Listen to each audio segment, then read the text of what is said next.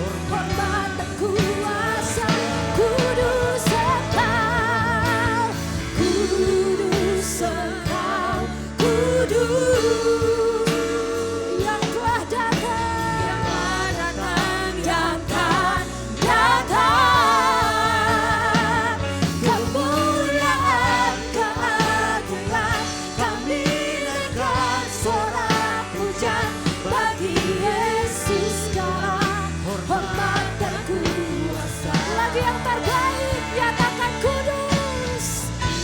Kudus Engkau Tuhan. Kudus Engkau, kudus. Yang kan datang dan kan datang. Kemuliaan, keagungan, kami naikkan sorak pujian bagi Yesus.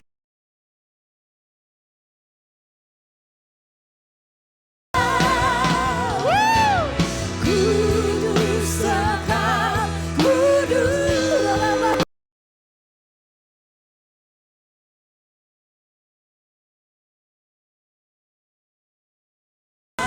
Kemuliaan, keagungan, kami naikkan sorak pujian bagi Yesus, segala hormat dan kuasa. Bagi Yesus, segala hormat dan kuasa. Sekali lagi, bagi Yesus segala hormat dan kuasa. Haleluya, haleluya. Segala pujian hanya bagi Tuhan.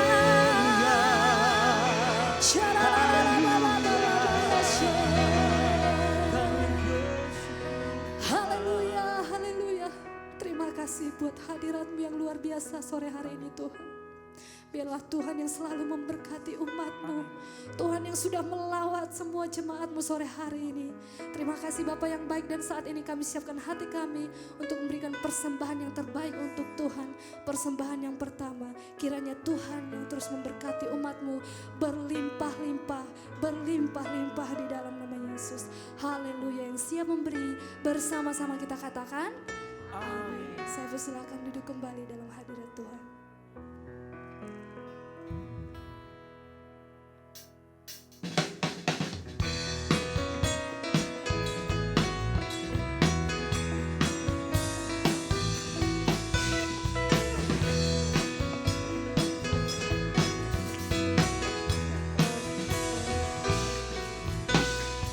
Kasih Allah tak berkesudahan, selalu baru setiap hari. Rahmat-Nya pun tak pernah berakhir seumur hidupku. Kasih Allah tak berkesudahan, selalu baru setiap hari. Rahmat-Nya pun tak pernah berakhir seumur hidupku. Dengan sukacita ku kan menari, dengan sorak-sorai memuji. Ku naikkan pujian, haleluya. Nyanyi bagi Dia Sang Raja, nyanyi bagi Dia Sang Raja, nyanyi bagi Dia Sang Raja. Selamanya.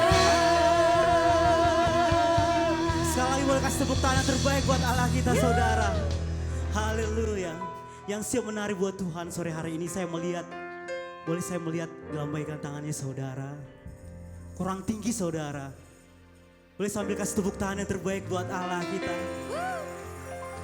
Boleh semuanya sama bangkit berdiri. Sekali lagi boleh lihat kiri kanannya, berikan senyum terbaik. Katakan kita mau menari buat Tuhan sore hari ini. Haleluya, sekali lagi boleh kasih tepuk tangan yang terbaik buat Allah kita. Boleh serahkan haleluya.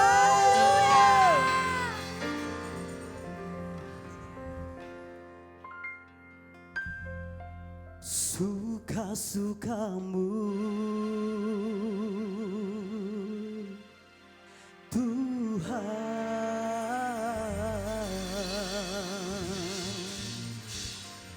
suka-sukamu Tuhan,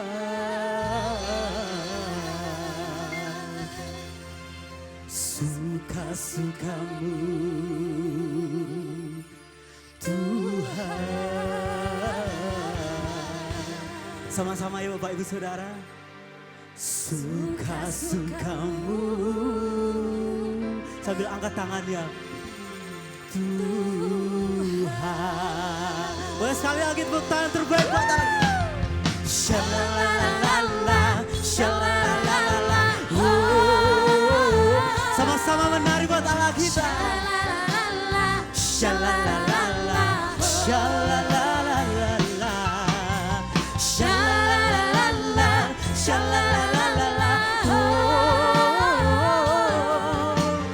Shalalalala, shalalalala. Sama-sama katakan. Sungguhlah hidupku telah ditebus oleh kuasa darah yang kudus. Sekarang hidupku bukan milikku lagi. Amin. Apapun yang Tuhan mau lakukan, apapun yang Tuhan mau izinkan, asalkan Tuhan ku senang, semua ku relakan. Sambil angkat jempolnya saudara katakan, suka-sukamu Tuhan. Suka-sukamu Tuhan. Suka-sukamu Tuhan. Suka-sukamu Tuhan.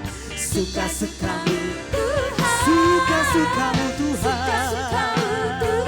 Wow. Suka-sukamu Tuhan. Suka-sukamu Tuhan. Suka-sukamu Shalalala, shalalala, shalalala, oh,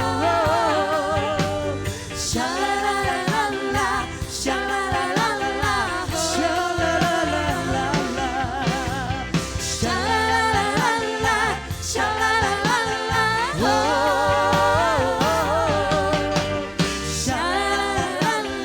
shalalala, boleh jemaat Tuhan saja katakan, sungguhlah hidupku tadi.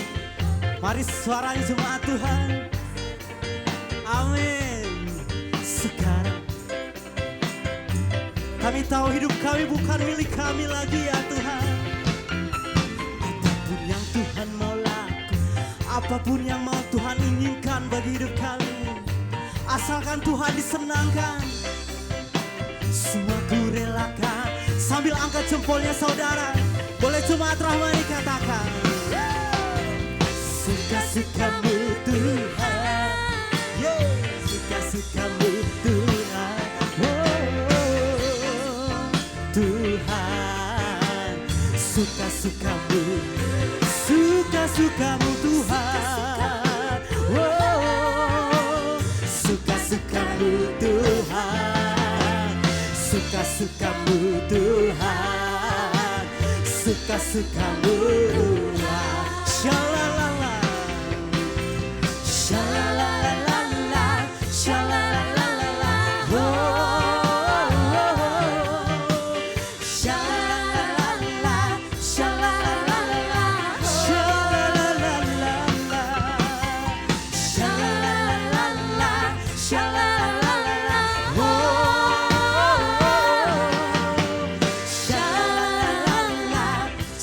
Yesus kekasih jiwaku, sama-sama katakan, Yesus kekasih jiwaku, sungguh ku percaya padamu, karena kasih-Mu Kau tebus setiap dosa kami dari terbitnya matahari dan sampai terbenamnya. Kami angkat lagu pujian, ku angkat lagu pujian, tinggikan namanya. Dengan gendang ku puji dengan kecapi. Oh, ku bernyanyi haleluya Yesus kekasih. Shalalalala, shalalalala, shalalalala, oh, shalalalala, shalalalala, shalalalala, shalalalala, shalalalala, oh, shalalalala,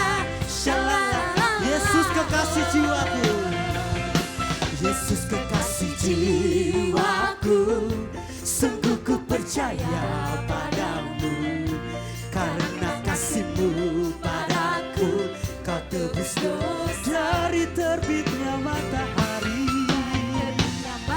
sampai terbenamnya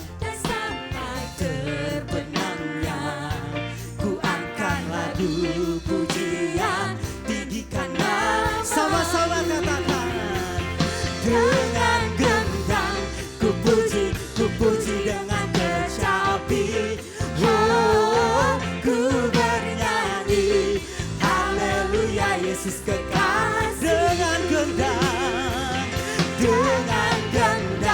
ku puji dengan kecapi ku bernyanyi haleluya Yesus kekasihku shalalala shalalala shalalala shalalala shalalala shalalala shalalala shalalala shalalala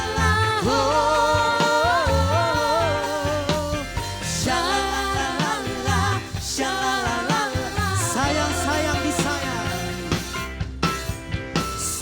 sayang disayang aku disayang Tuhan aku diangkat jadi anaknya boleh cuma Tuhan saja katakan sayang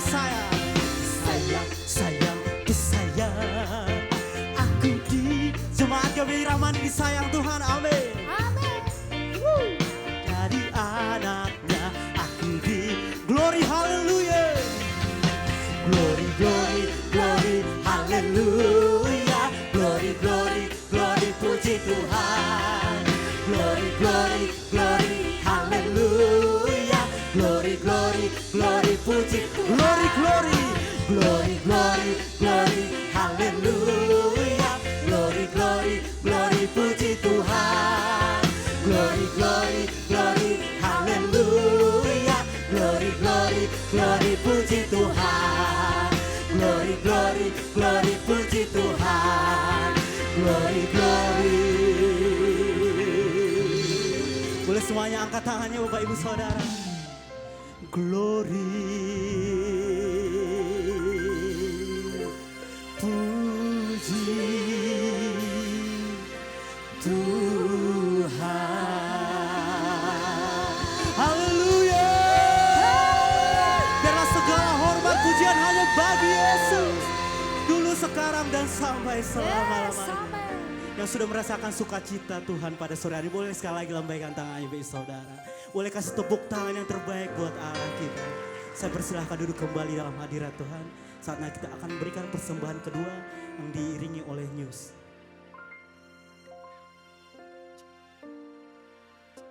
Shalom, jemaat yang dikasih Tuhan. Berikut kami sampaikan informasi sepekan.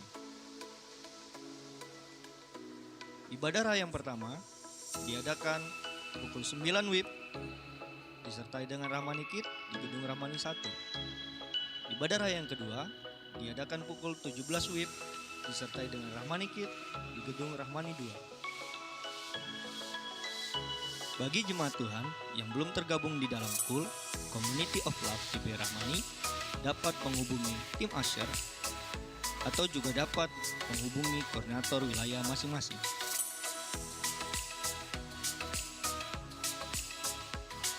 Jemaat Tuhan yang membutuhkan pelayanan, doa, baptisan selam, penyerahan anak, konseling, pemberkatan pernikahan, dan penugahan pernikahan, jemaat Tuhan dapat menghubungi tim Asher atau dapat menghubungi ke nomor berikut ini.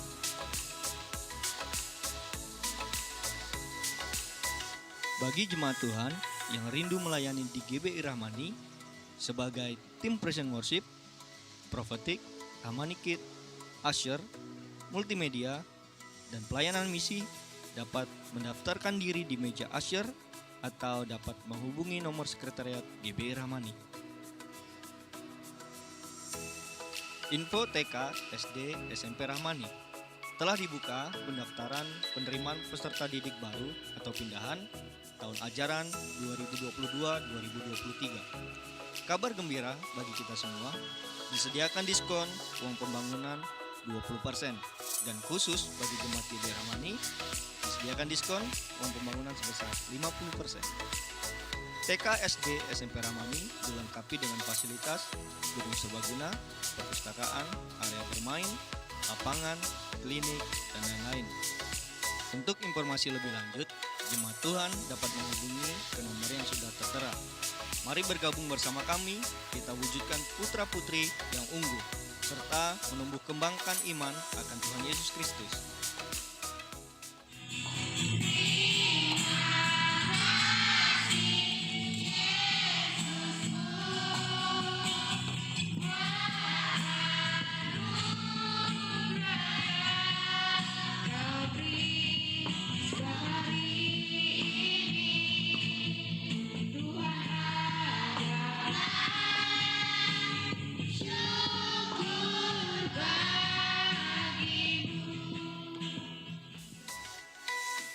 Bagi jemaat Tuhan yang rindu untuk menabur, dapat memberikan persembahan melalui rekening BCA atas nama GBI Rahmani di nomor berikut ini.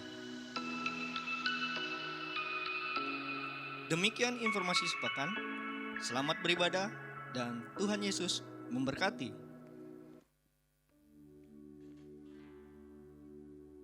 Puji nama Tuhan.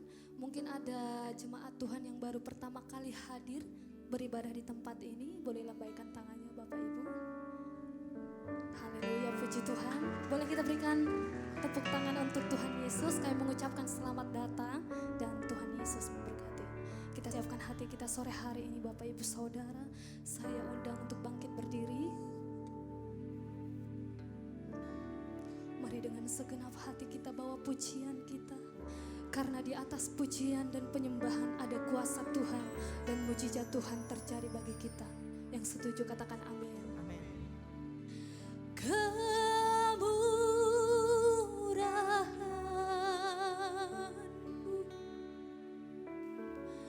lebih dari hidup.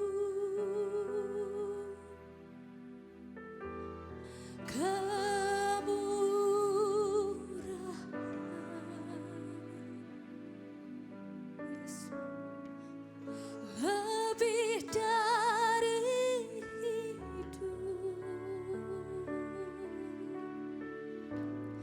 bawa lidahku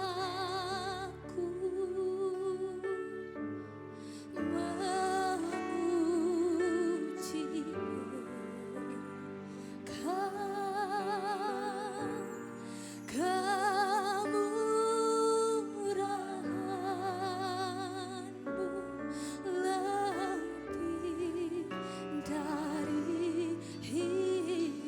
Boleh hanya jemaat Tuhan saja sama-sama nyatakan, Kamu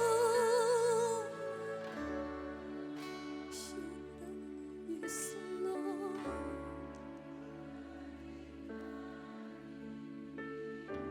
Benar ya Tuhan, kemurahan-Mu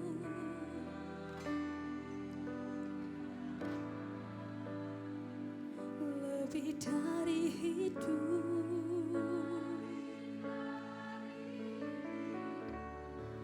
Bawa lidah kami untuk selalu memuji-Mu.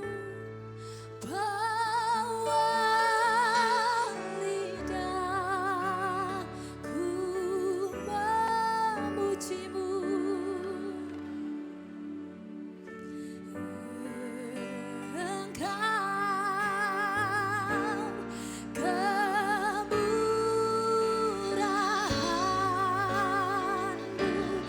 Lebih dari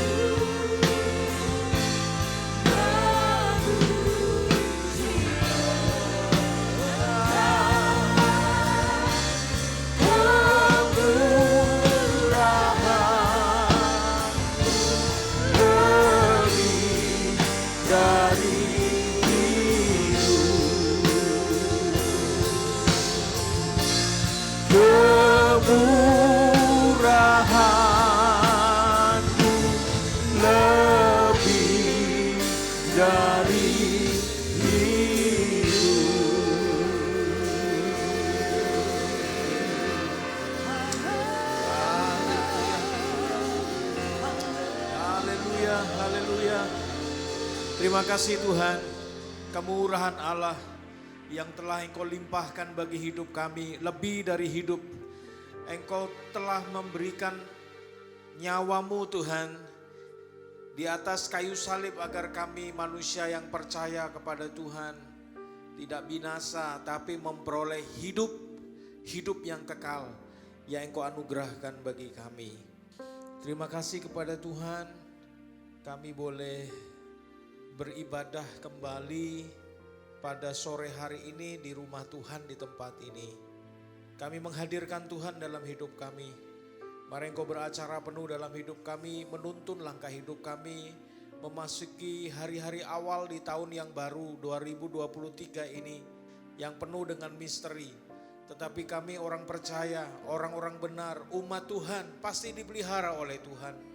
Kami serahkan hidup kami pasrahkan sepenuhnya hidup kami ke dalam tangan Tuhan. Mari Tuhan, Engkau terus beracara dalam hidup kami. Kami dengarkan firman yang diurapi oleh kuasa Roh Kudus yang memberkati kami sore hari ini. Di dalam Kristus kami berdoa. Amin, amin, amin. Bapak Yesus langsung duduk. Puji Tuhan, Tuhan memberkati kita sekalian. Sore hari ini saya akan membaca di dalam Roma pasal 13. Ada 4 ayat yang saya akan baca dari ayat 11 sampai ayat yang ke-14. 4 ayat firman Allah ini adalah bagian dari Alkitab yang sangat relevan untuk kita sekalian dalam menapaki tahun yang baru. Banyak prediksi yang kita dengar ya. Dari kelompok indigo, mereka meramal tentang hal-hal yang kurang enak didengar, kurang enak kita simak ya. Dari kelompok peramal-peramal, ya, dukun-dukun meramal tentang tahun-tahun kegelapan yang dihadapkan di depan kita. Bahkan para analis ekonomi ya, yang membekali presiden kita dengan informasi ternyata tahun 2023 pun adalah tahun gelap kata beliau. Saya rasa itu adalah pernyataan yang bukan ramalan, tapi itu adalah hasil analisa daripada jajarannya para ekonom khususnya yang memprediksi ekonomi global dunia yang suram. Dan tidak salah juga untuk menyatakan hal yang demikian agar semua bangsa Indonesia bisa waspada. Tapi apapun prediksi itu Bapak Ibu, saya hanya ingin mengatakan dari mimbar gereja ini, Tuhan bersama dengan kita. Immanuel, Tuhan bersama dengan kita. Kita akan melewati tahun 2023 menjadi pemenang-pemenang seperti tema gereja Tuhan di tempat ini. Maka bagaimana menaruh harap di tahun yang sukar? Judul firman Tuhan ini kita sikapi. 4 ayat yang saya mau baca adalah 4 ayat yang memberikan petunjuk praktis. Bagaimana dalam keugaharian hidup kita ini menjadi orang-orang yang siap, orang-orang yang sigap, orang-orang yang akan menjadi pemenang-pemenang kehidupan. Masa depan selalu merupakan misteri. Saya membuat satu pendahuluan di sini. Berbagai prediksi negatif tahun 2023 semakin membuat manusia tak jelas nasibnya. Jadi presiden pun mengatakan demikian juga, dunia semakin gelap. Tapi bagaimana kita bersikap? Apa yang perlu kita buat dalam rangka mengantisipasi prediksi kegelapan itu? Itu kan jauh lebih penting. Maka ayat yang saya mau baca ini adalah ayat-ayat yang relevan sekali untuk kita semua. Bagaimana seharusnya kita berjaga-jaga. 4 ayat itu yang pertama adalah ayat 11. Hal ini harus kamu lakukan. karena kamu mengetahui keadaan waktu sekarang, yaitu bahwa saatnya telah tiba bagi kamu untuk bangun dari tidur. Sebab sekarang keselamatan sudah lebih dekat bagi kita daripada waktu kita menjadi percaya. Saya menyimpulkan satu kalimat untuk menerjemahkan maksud ayat 11 dari Roma pasal 13 ini, yaitu selalu terjaga, waspada, awake out of sleep. Jadi bangun dari tidur.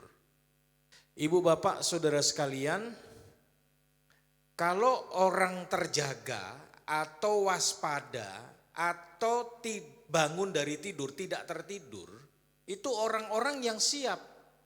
2023 ini diberikan kepada orang-orang yang siap untuk melewatinya. Yang gak siap ya minggir. Yang tidak siap silakan minggir. Karena prediksi apapun yang kita akan lewati, segelap apapun dunia yang diprediksi, kalau dijalani oleh orang-orang yang siap, pasti lewat. Pasti bisa dilewati. Maka mengawali kalimat tadi, saya percaya Bapak, Ibu, saudara saya adalah umat Tuhan yang pasti bisa melewati tahun 2023. Karena kesiapan-kesiapan itu. Apa yang dimaksudkan di dalam terbangun dari tidur ini merupakan satu petunjuk ya. Kewaspadaan yang harus terbangun dalam hidup kita.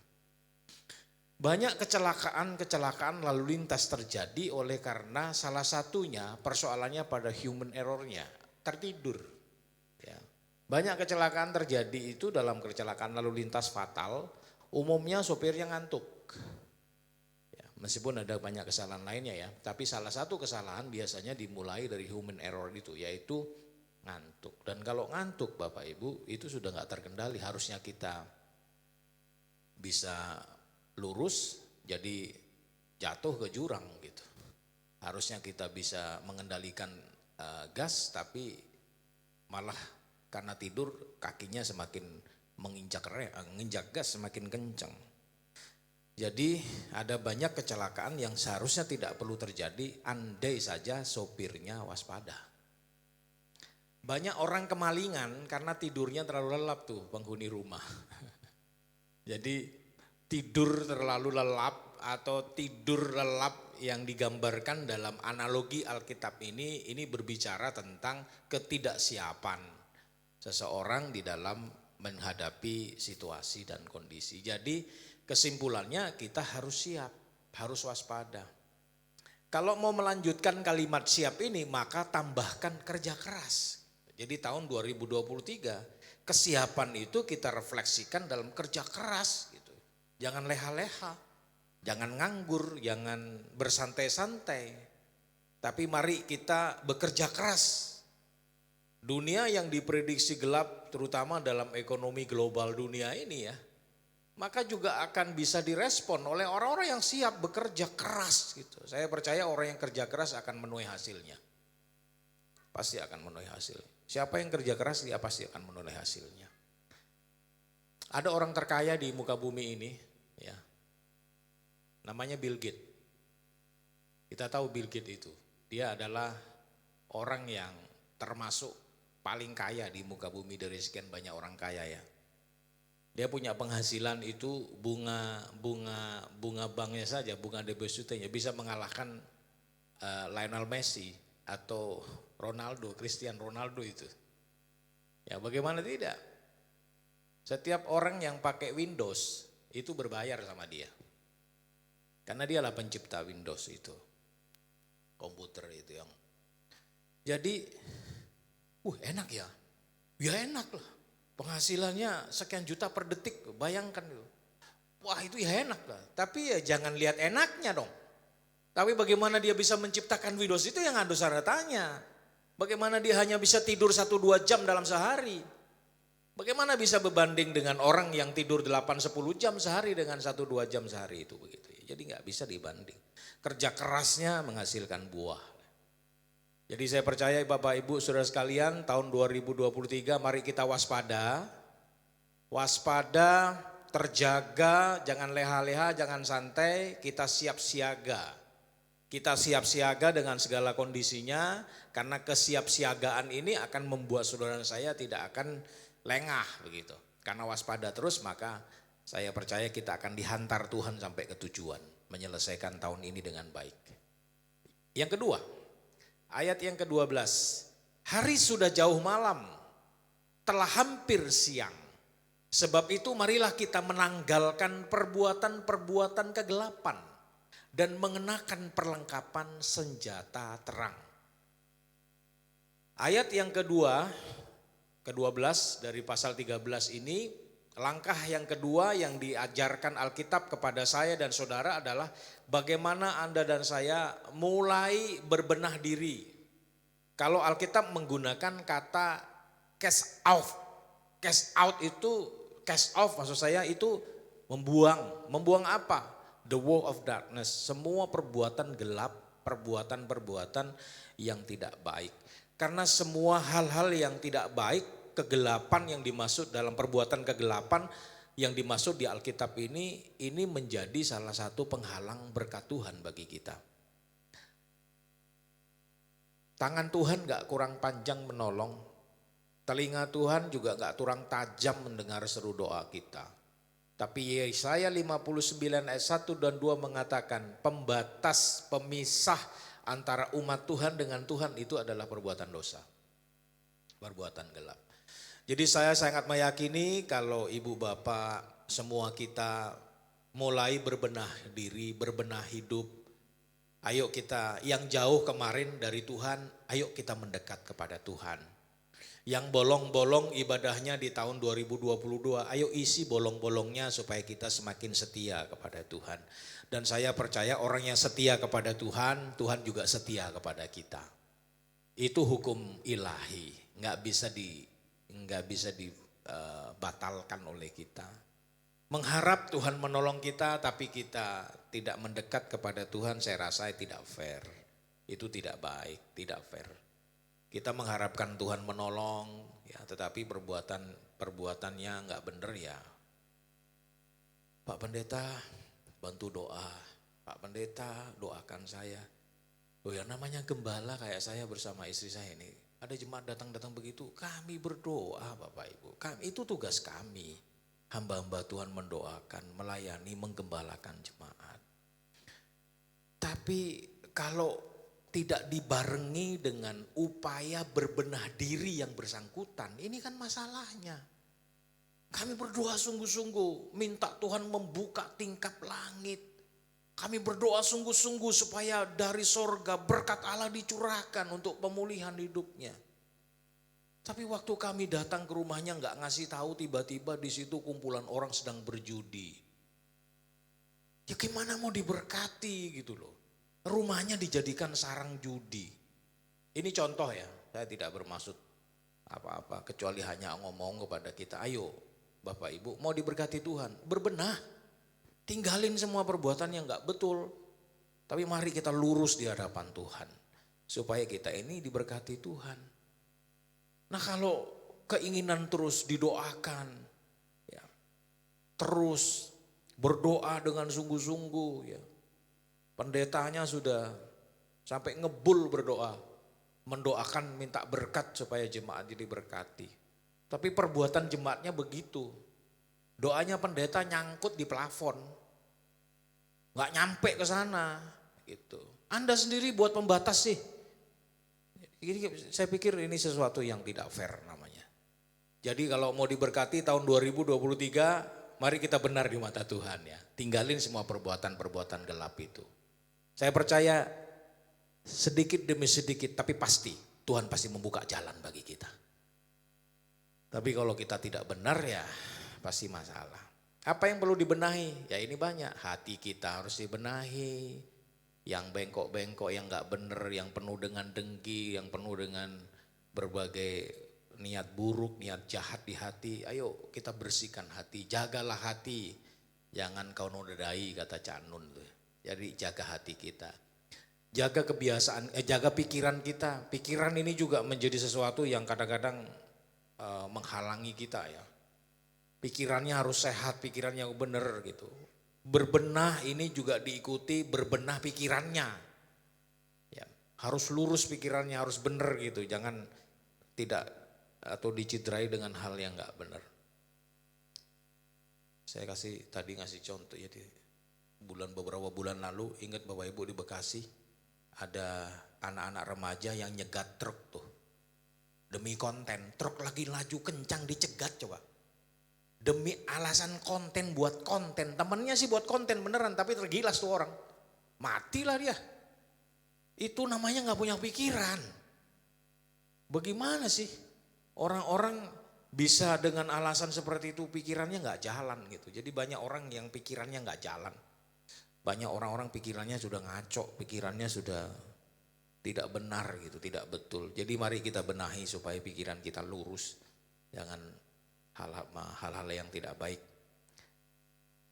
terjadi dalam hidup ini. Habit itu kebiasaan Bapak Ibu. Kebiasaan itu sebenarnya dimulai dari dibentuk ya.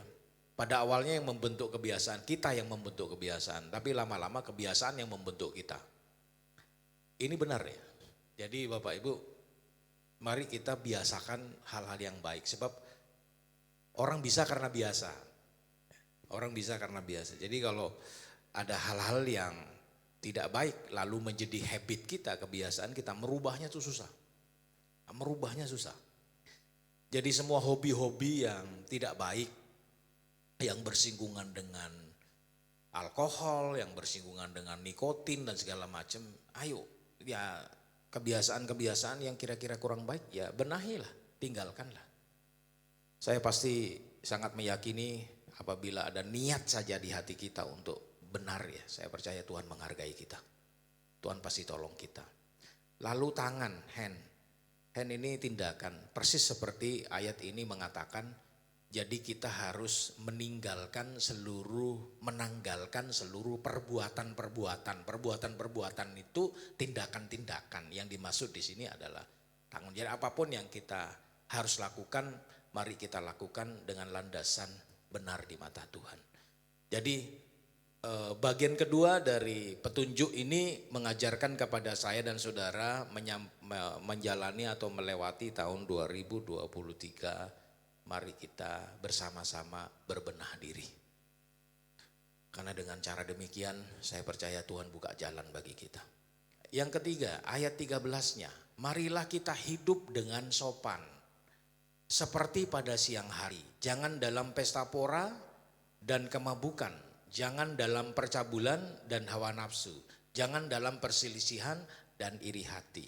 Kalau ibu bapak baca daftar dari perbuatan buruk yang dimaksud dalam barisan kalimat terakhir ayat ini berbicara tentang perilaku kegelapan yang umum terjadi dilakukan oleh umat manusia.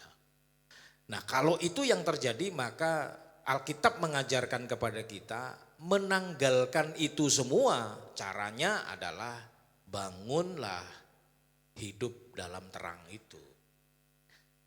Terang di dalam Kristus yang dianugerahkan olehnya kepada kita membuat kita sudah mulai ada, meskipun kecil apinya sudah muncul dalam hidup kita. Terang sekecil apapun tidak akan terbunuh oleh kegelapan dalam hidup kita. Nah dunia ini kan diprediksi gelap tuh dengan semua kondisinya. Maka Anda dan saya harus hadir membawa terang. Ini yang diinginkan Tuhan dalam kehidupan kita. Orang-orang yang percaya kepada Kristus itu. Maka ayat 9 dari Yohanes pasal 1, terang yang sesungguhnya yang menerangi setiap orang sedang datang ke dalam dunia. Siapa terang itu? Yaitu Kristus Yesus. Jadi kalau ibu bapak baca ayat 14-nya di Yohanes pasal 1, terang itu diam di antara kita. Bahkan teks yang lain Paulus menerjemahkan manunggal, ada di dalam kita. Jadi kalau demikian, ini jawabannya. Di tengah kegelapan, Anda dan saya sebagai umat Tuhan harus hadir sebagai pembawa terang gitu. Maka itu marilah kita hidup di siang hari dengan sopan. Jadi istilah hidup siang hari dengan sopan ini kan menggambarkan hidup dalam terang itu. Tidak dalam kegelapan. Tidak dalam malam hari, tapi hidup dalam terang. Nah, karena orang yang hidup di dalam terang yang disebabkan iman kepada Kristus, itu poin-poinnya. Yang pertama, terang Kristus bercahaya di dalam kegelapan dan kegelapan tidak menguasainya. Kalau ibu bapak dikuasai oleh Kristus tahun 2023 ini, hidupnya berpasrah kepada Kristus, kita berpaut hatinya kepada Kristus, manunggal dengan Kristus, kegelapan gak akan menguasai kita. Kitalah yang akan menjadi pembawa terang kepada kegelapan. Sekecil apapun terang yang Anda bawa, tidak akan dibunuh oleh kegelapan. Percayalah, ada ruangan sangat gelap di sini. Mati lampu semua, gelap. Anda pada lilin kecil aja. Tidak akan mati itu, karena kegelapan yang ada di sekitar kita. Jadi artinya bahwa Kristus telah membuat Anda dan saya memiliki satu terang itu dalam hidup ini. Yang kedua, terang yang sesungguhnya itu sedang datang ke dunia ini. Artinya Kristus akan selalu ada untuk kita dalam setiap waktu dan setiap situasi kehidupan kita. Sedang, nah kata sedang datang itu berproses, sedang berproses. Wah, ini membanggakan saya Bapak Ibu. Saya mempercayai tahun 2023 yang diprediksi tahun gelap tidak perlu membuat kita optimis. Kenapa? Allah Immanuel. Allah bersama dengan saudara saya. Allah bersama dengan kita. Dia sedang bersama dengan kita. Loh, kalau dia bersama kita, apa yang perlu kita takutkan? Tahun 2023 dalam nama Yesus kita akan lewati bersama-sama. Menjadi umat pemenang. Dalam nama Yesus. Itu kita harus yakini Bapak Ibu. Mari kita yakini. Tidak ada yang perlu kita takutkan dalam hidup ini. Saya percaya bahwa Tuhan menolong saya dan saudara memasuki tahun yang baru ini dengan keyakinan terang yang Tuhan telah anugerahkan dalam hidup kita sedang berproses manunggal bersama dengan kita, janjinya Immanuel. Ini ada untung lainnya ya, nomor 3. Setiap orang yang menerima terang yang sesungguhnya itu atau menerima Kristus yang manunggal dalam hidup kita, diberi kuasa untuk menjadi anak-anak Allah. Wah, ini luar biasa. Menurut saya luar biasa.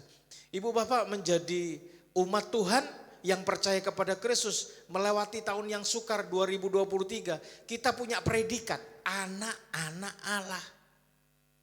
Apa konsekuensi hukumnya? Kalau ibu bapak menjadi seorang anak dari Allah yang adalah Bapa kita. Wow, luar biasa menurut saya. Anak manusia saja yang punya anak ya. Kita begitu peduli kepada anak kita. Kita ingin memberi yang terbaik kepada anak-anak kita. Pendidikannya, fasilitasnya. Kita berusaha memberi yang terbaik kepada anak kita. Itu orang tua yang benar tuh. Pasti ingin ngasih tahu yang terbaik. Memberi sesuatu yang terbaik bagi anak kita.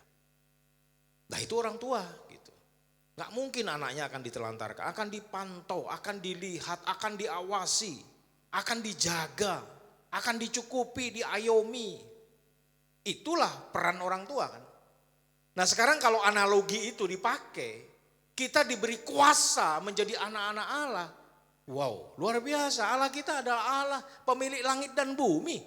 Bukan Allah bapak manusia gitu.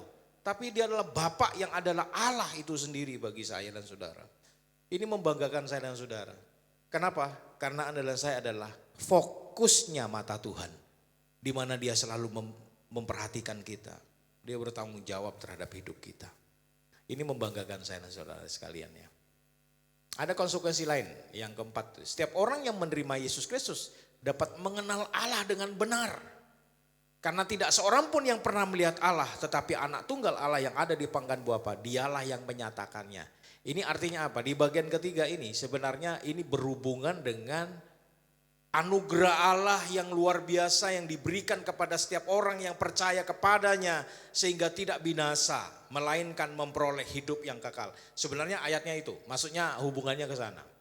Jadi Bapak Ibu Saudara sekalian, orang yang menerima Yesus Kristus, ia akan mengenal dengan benar siapa terang itu. Duh Pak, kalau begitu ada orang yang berusaha cari atau ada orang berusaha untuk mencari kebenaran, mencari Allah yang benar. Iya. Ibu Bapak tahu berapa ribu agama di muka bumi ini? Agama-agama suku, agama-agama lokal banyak betul. Mereka adalah orang-orang yang berusaha menggapai Allah dengan persepsinya, menggapai Allah, ingin mencapai Allah, mencapai kebenaran dengan semua usaha kemanusiaannya. Tapi hanya satu, yang bisa membuat manusia bisa mengenal kepada Allah yang sebenarnya. Hanya melalui Yesus Kristus Tuhan kita. Gak ada yang lain. Karena akulah jalan kebenaran dan hidup. Tak seorang pun sampai kepada Bapa kecuali melalui aku, kata Tuhan. Jadi berbanggalah saudara saya karena saudara tidak hanya diberi kuasa menjadi anak-anak Allah. Tapi juga diberi kemampuan untuk mengenal Allah yang benar. Rupanya ada banyak orang berusaha tetapi tidak bisa, tidak dapat, tidak mampu oleh kemanusiaannya untuk mengenal Allah yang benar. Menurut kamu siapa aku? Ketika engkaulah juru selamat, bukan kamu yang mengatakannya. Tetapi roh Allah yang ada di dalam kamu. Tuh Bapak Ibu. Jadi kalau kita sampai mengenal Kristus, percaya Yesus, kita menerima dia juru selamat. Bukan karena saudara dan saya usahanya. Tapi semata-mata karena roh Allah dalam hidup kita. Kasih karunia Allah dalam hidup kita. Yang membuat mulut kita mengaku Yesus Kristus adalah Tuhan dan juru selamat. Itu maksudnya. Jadi Bapak Ibu, berbanggalah kita karena saudara saya punya Yesus Kristus dalam hidup kita. Kalau kita menerima Yesus sebagai juru selamat, semua bukan karena kemampuan kita, tapi semua karena roh Allah dalam hidup kita. Kasih karunia Tuhan. Yang terakhir yang ke-14, ini ayat yang keempat yang saya ingin baca sebagai petunjuk etis hidup sehari-hari menghadapi tahun yang sukar. Tetapi kenakanlah Tuhan Yesus Kristus sebagai perlengkapan senjata terang. Dan jangan merawat tubuhmu untuk memuaskan keinginannya. Jadi ayat yang ke-14 ini petunjuk keempat terakhir yang ingin saya sharingkan kepada Bapak Ibu. Bagaimana kita melewati tahun yang sukar tahun ini. Maka petunjuk yang terakhir ini meminta kita semua untuk mengenakan perlengkapan Kristus. Atau dalam bahasa di Alkitab ini mengenakan Kristus. Apa sih maksudnya mengenakan Kristus? Artinya kita hidup dengan karakter dan sikap sebagaimana yang ditunjukkan oleh Yesus Kristus bagi hidup kita. Ini perlu kita ketahui bersama. Apa itu? Karakter seperti apa? Sikap seperti apa? Teladan apa yang Tuhan turunkan bagi kita? Yang pertama, Yesus Kristus intim dengan Bapanya. Pagi-pagi benar dia naik ke bukit dan berdoa. Gitu, selalu begitu. Jadi ada banyak hal. Sampai kematiannya pun. Ketika dia berkata, Tuhan kalau bisa, kalau boleh, lalukan cawan ini daripadaku.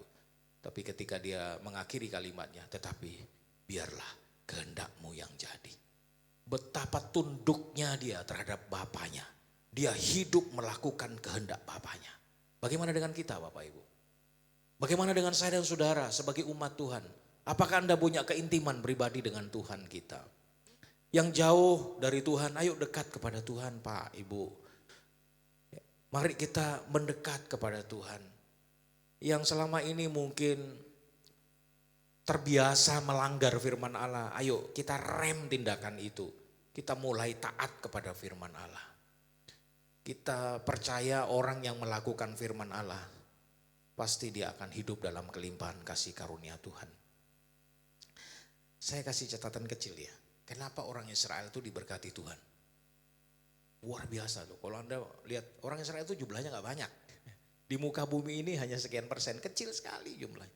Tapi bukankah Israel menguasai dunia Bapak Ibu? Dalam banyak hal. Teknologi misalnya. Bluetooth ya Bapak Ibu. Bluetooth ini yang kita punya.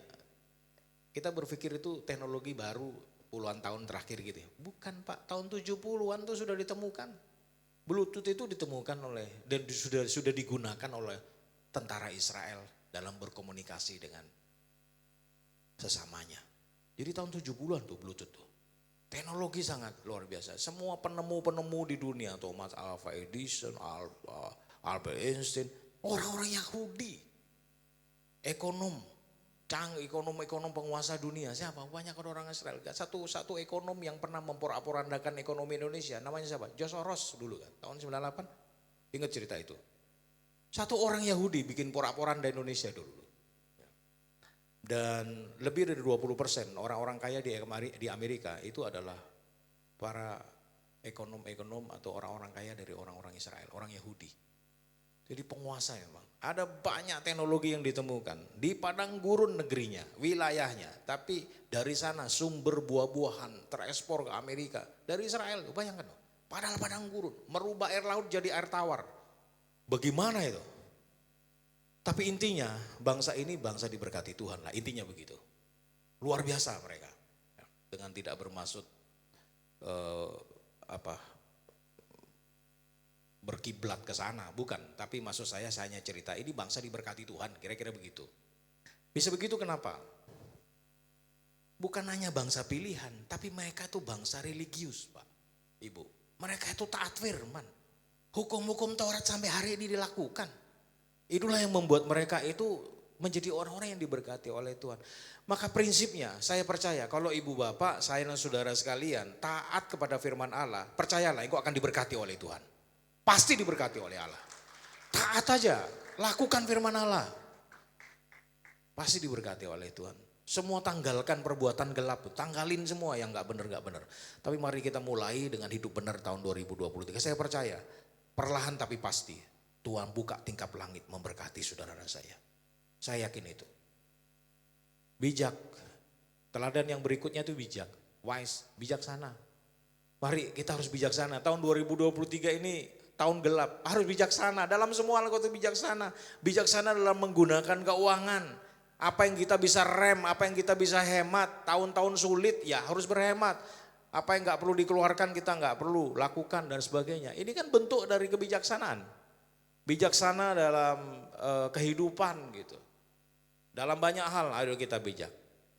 Apa yang bisa dicontohkan oleh Yesus dalam kebijaksanaan? Banyak sekali di Alkitab. Salah satu contohnya di Yohanes pasal 8. Waktu Yesus diperhadapkan pada seorang wanita yang kedapatan berbuat zina.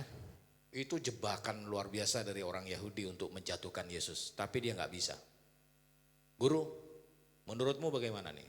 Perempuan ini kedapatan berbuat zina. Menurut hukum Taurat, dia harus dirajam batu. Menurut kamu gimana? Kalau Yesus ngomong, iya lempari batu.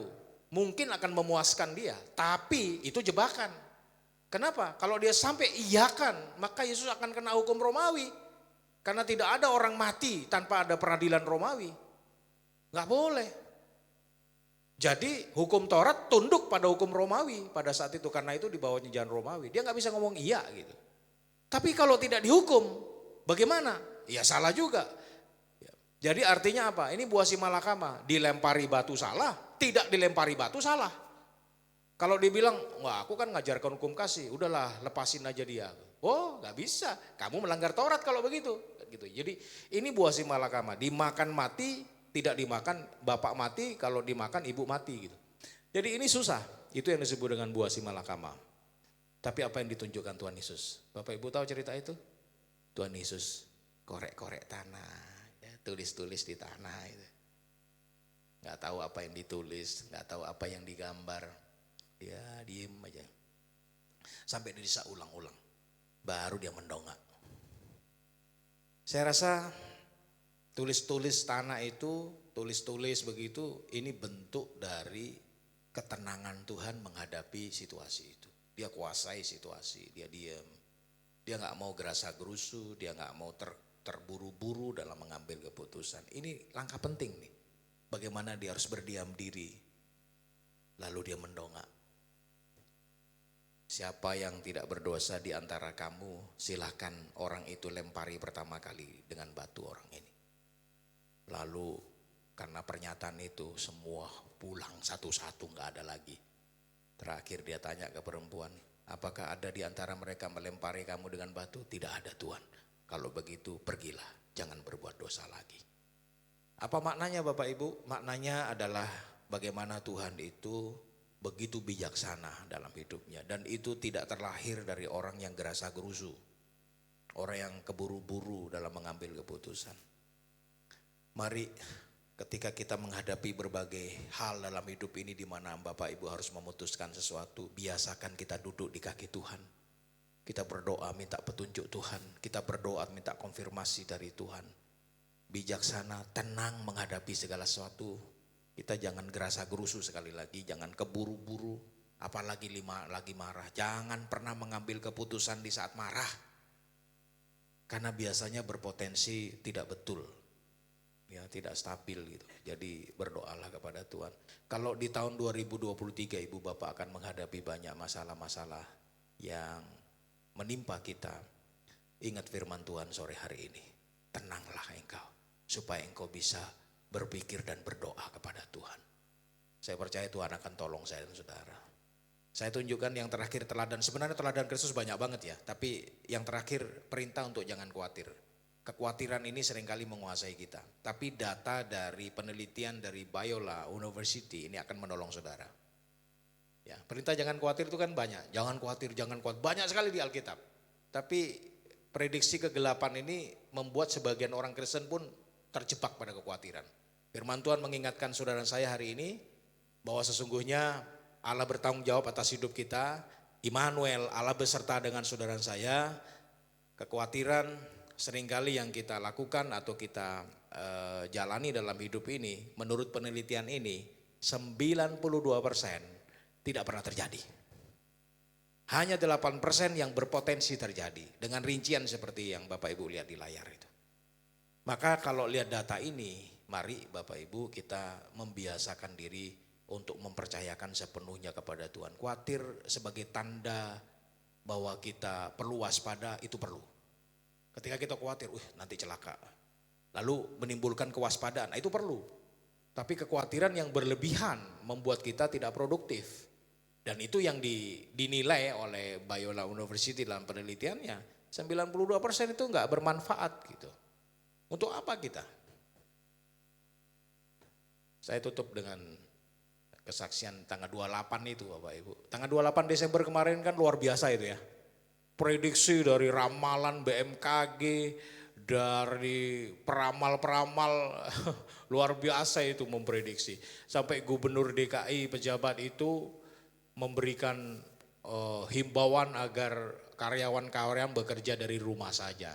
WFH aja katanya. Kenapa? Karena cuaca sangat ekstrim, potensi badai besar di Jakarta. Saya bersama istri, tanggal 28 pagi itu kami berangkat. Enggak ada apa-apa tuh. Yang Bapak tanggal 28 Desember kemarin, itu enggak ada apa-apa di Jakarta. Saya bersama istri udah pergi, ini jangan ada apa. Tapi ternyata dari pergi pagi sampai pulang sore kami sekitar jam 5, jam 6 itu. Mobil enggak kena setetes hujan satupun. Ya enggak ada apa-apa. Enggak tahu kalau malamnya kemudian ada badai beneran saya enggak tahu. Tapi yang jelas prediksi seperti itu membuat banyak khawatir kan. Banyak orang akhirnya nggak pergi, nggak beraktivitas, ketakutan segala macam. Tapi ternyata nggak benar gitu. Ya. Saya tidak bermaksud mengatakan bahwa kita menjadi nekat dalam banyak hal, bukan. Enggak begitu. Saya cuma ingin mengatakan mari kita tetap percaya Tuhan melindungi kita. Kita tetap percaya 2023 Immanuel, Allah bersama dengan kita semuanya. Tuhan Yesus memberkati kita. Biarlah firman Allah ini menolong saya dan saudara semuanya. Kita mempercayakan hidup kita kepada Tuhan.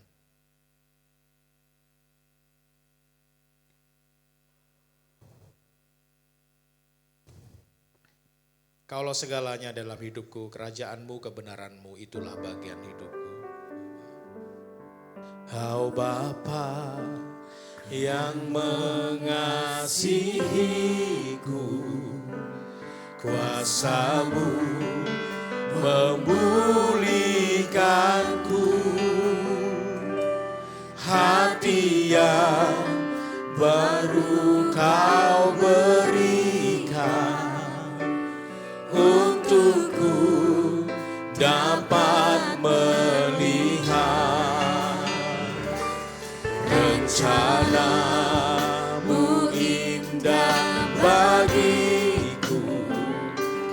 Kau ada di setiap jalanku,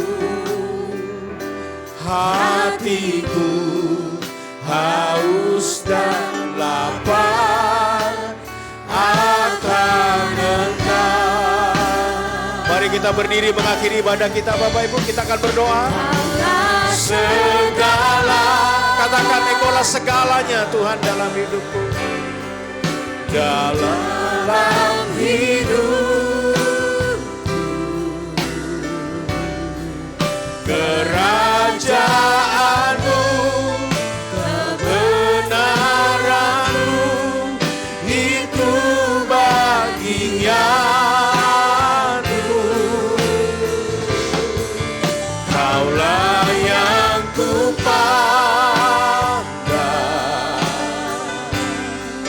selama hidup, mengasihimu, memuliakanmu, Bapa dan Raja. Katakan sekali lagi, Kaulah segalanya.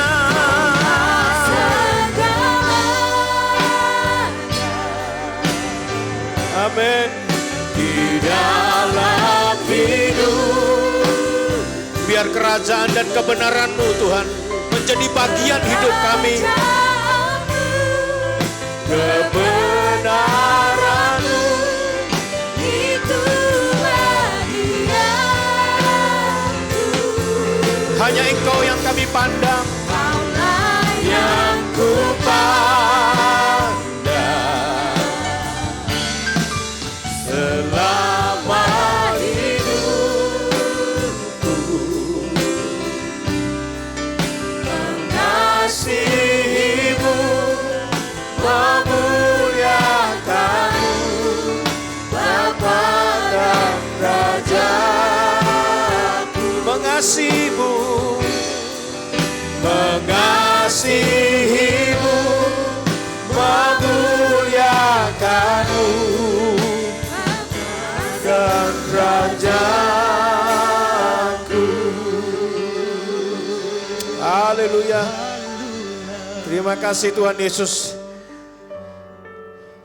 Ketika kami menjalani kehidupan yang diprediksi oleh banyak pihak, tahun sulit, tahun sukar, tahun gelap, apapun prediksinya, kami hanya memandang Engkau sumber kekuatan dan pertolongan kami. Emmanuel, Allah beserta dengan kami. Maka tidak ada alasan kami mengkhawatirkan kehidupan ini. Karena Tuhan bertanggung jawab atas hidup kami. Asal kami membangun sikap yang berkenan di hadapan Tuhan. Bagaimana kami harus terus waspada, berbenah diri, di mana kami harus terus berpaut kepada Tuhan, menteladani apa yang Kau teladankan agar kami hidup dalam terang. Kami percaya Tuhan, kami akan lewati tahun ini bersama dengan Tuhan. Kami bangkit menjadi para pemenang-pemenang kehidupan. Tuhan Yesus memberkati jemaat yang mendengar firman Allah. Yang lemah diberi kekuatan yang baru oleh Allah. Agar kami semangat menjalani tahun baru ini. Yang sakit disembuhkan oleh Allah. Allah sumber pertolongan dan kesembuhan bagi kami umat-umat Tuhan yang percaya dengan sungguh kepada Tuhan. Yang berkekurangan, Tuhan buka tingkap langit, curahkan berkat-Mu kepada kami. Di dalam nama Yesus Kristus, kami percaya kami akan lebih baik dari tahun sebelumnya. Ekonomi kami lebih baik dari sebelumnya. Karena Tuhan memberkati kami semuanya. Tuhan memberkati keluarga demi keluarga. Biarlah keluarga kami semakin hari semakin diberkati, berbahagia di dalam Tuhan. Kami percayakan sepenuhnya, orang tua, anak, semua orang-orang yang tinggal serumah dengan kami diberkati oleh Tuhan. Pendidikan, studi anak-anak kami semua diberkati oleh Tuhan. Mereka menjadi anak-anak yang berprestasi di dalam Tuhan. Terima kasih Tuhan Yesus, berkati gereja Tuhan di tempat ini. Bapak, Ibu Gembala, Gembala Senior, para pelayan, para pengerja, para full timer dan jemaat Tuhan keseluruhan. Tuhan berkati berlimpah-limpah. Gereja ini menjadi terang yang terus menerangi lingkungannya. Menjadi berkat karena sebelumnya diberkati oleh Allah. Terima kasih Tuhan Yesus. Tuhan memberkati semua pelayan Tuhan yang melayani Tuhan hari ini. Biarlah semua pelayan diberkati bersama dengan seluruh sidang jemaat yang beribadah pada malam hari ini. Kami siapkan hati untuk menerima berkat-Nya Allah.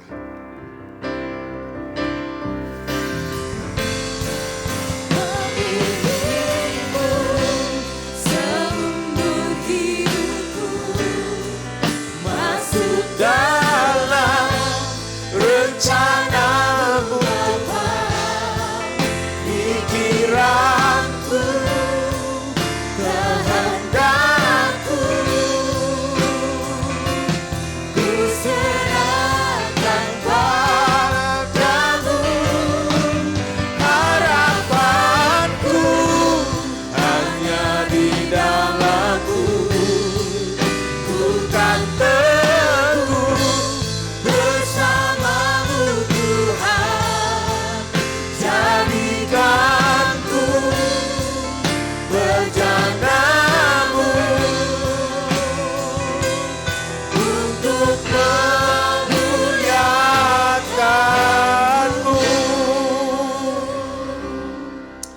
Bapa kami yang di sorga, dikuduskanlah namamu, datanglah kerajaanmu, jadilah kehendakmu di bumi seperti di sorga.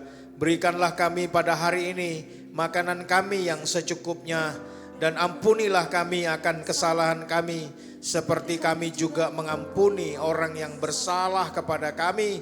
Dan janganlah membawa kami ke dalam pencobaan, tetapi lepaskanlah kami daripada yang jahat, karena Engkaulah yang empunya kerajaan dan kuasa dan kemuliaan sampai selama-lamanya. Buka hati dan tanganmu, pulang dan bawalah berkat berlimpah dari Allah Bapa kita di dalam sorga, di dalam kasih Kristus Tuhan kita, serta penyertaan Roh Kudus dalam damai dan sukacita berlimpah, menyertai, menjaga, melindungi dan memberkati kita sekalian dari malam ini sampai Tuhan datang kedua kali. Di dalam nama Tuhan Yesus Kristus kami berdoa, bersyukur, menerima berkat Allah. Katakan amin. Amin. Selamat malam. Tuhan Yesus memberkati kita semuanya.